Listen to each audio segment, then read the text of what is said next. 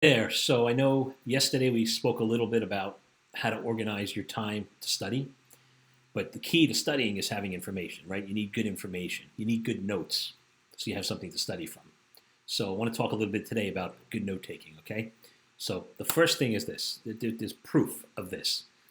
When you take your notes in class, okay, the smartest thing you can do is to rewrite those notes the same day, because if you do that, you're actually going to get that into your head. It's really important, because it comes in, it goes out. But if you actually rewrite them that day when you get home, you're actually going to absorb them, right? So if you can get in the habit of rewriting your notes every day, that's amazing. Um, Three big mistakes people make with notes, right? One, they try to write everything down. You don't have to write everything down. Everything isn't going to be that important, right? Or they don't take enough, or they miss the main idea, right? So I'm going to talk about two things. First thing I want to talk about is how to take notes in class, right? So the first thing is coming prepared, right? Review your notes from the last class, kind of understand, where the lesson's going, right?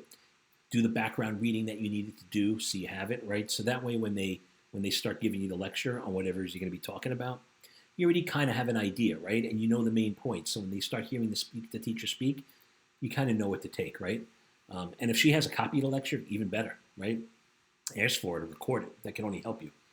Um, Take notes by hand, right? I know, like my son who has ADHD, right, and struggles with his handwriting, he has a laptop because he wouldn't be able to read his own notes, right? His handwriting is really bad. So obviously there's going to be students like that, and they need those computers and laptops to help them, stay organized and take their notes.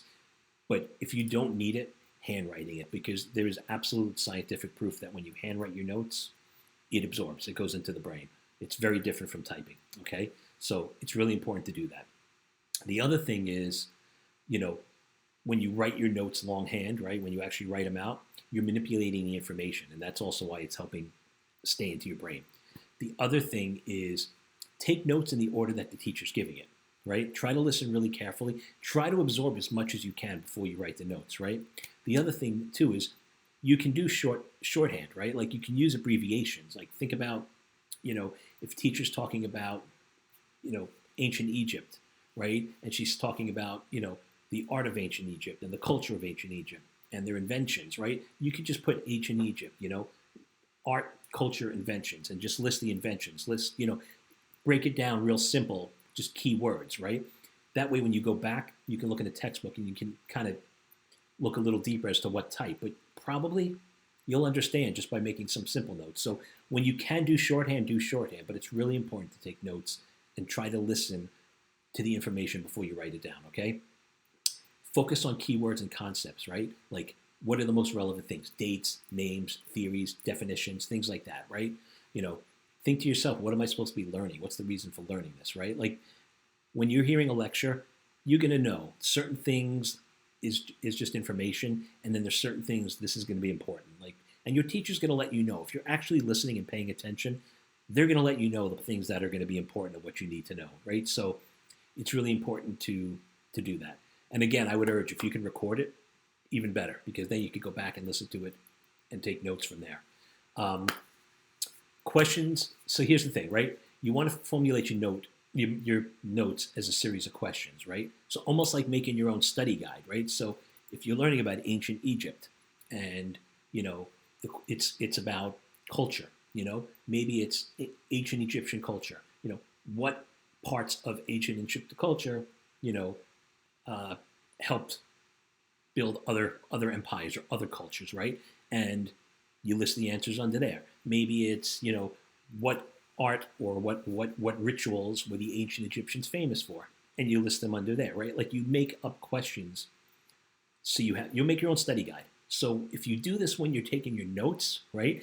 I know it sounds like a lot of work up front, but what you're actually doing is you're preparing everything for when you actually have to study for an exam. Your study guide's already there, and now you're not going to have to worry about it because, especially in college, they're not giving you a study guide, right? So this works great for college students, but even in high school, middle school, right? If you take your notes and you start putting them into questions and the answers, what they are, you start building your own study guide. And when you do that, you're going to absorb the information much quicker, and it's going to save you so much time when you have to study because you're going to already have the tools ready to go. So, something important. And then lastly, make your notes look good. Make them appealing. Make them work for you. Color code them if you want. Draw pictures, whatever it is. Just try to make it fun. So when you look at it, it's not just like a list of words, right, or a list of sentences. Lay it out in a way where it's easier for you to study, and you'll feel a little more engaged, right? Now, the other thing I want to talk to you about is taking notes from a textbook. This is very different, right? So here's the thing. Textbooks talk to you, okay? If you look at the page of a textbook, a lot of times there's a block, right, a colored block with information, or sometimes at the bottom of the page there's some questions that they're asking you, right? Or things are bolded or italicized, or there's a big diagram, right? Or there's definitions.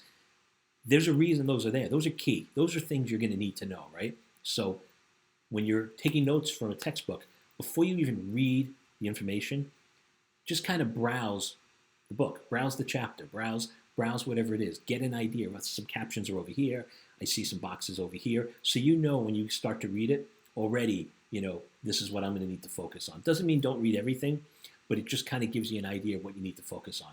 And then the same thing, write out questions, right? If there's a bunch of dates that are in the book, right?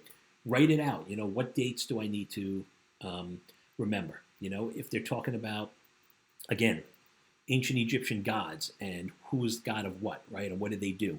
Write it out. Ancient Egyptian gods, Ra was the sun god. Write everything out there. So again, you're starting to build your study guide, right? Then what you want to do is you kind of want to just refine everything, right? So you want to write out the textbook questions that are in a textbook, because those are going to be important, right? But put the answers in your own words. Any formulas or diagrams, write them out. Include all vocabulary words, all dates, even the sides of the textbook, right? A lot of times on the side, there's some information. That's because that's important, right? Just anything you could do to take that information that's already there. But textbooks talk to you. So, because sometimes I see people, they'll highlight a textbook and they're highlighting every word. You don't need to highlight every word. You just need to highlight things that are important. And bold, italicized, boxes, questions, definitions, dates, that's the textbook telling you these things are important. It doesn't mean the other things aren't, but if you focus on those things, you're going to do a lot better. So these are great note-taking tips. Hope they help, and hope you have a great day.